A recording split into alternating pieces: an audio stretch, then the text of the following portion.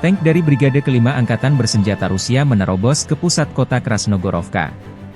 Rekaman menunjukkan serangan kelompok lapis baja dari Brigade Kelima Angkatan Bersenjata Rusia di Krasnogorovka, antara Marinka dan Donetsk.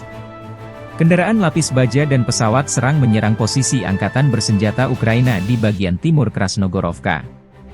Pendaratan sedang dilakukan di blok gedung bertingkat di jalan.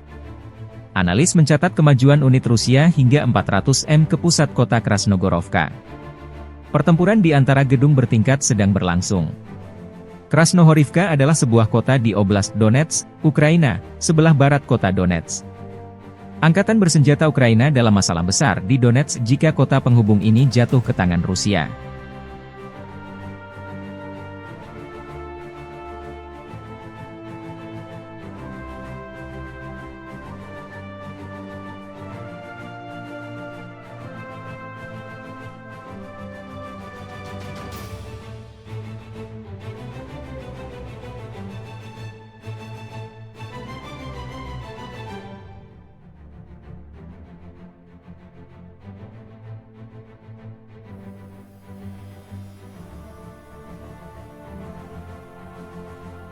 Download Tribun X sekarang, menghadirkan lokal menjadi Indonesia.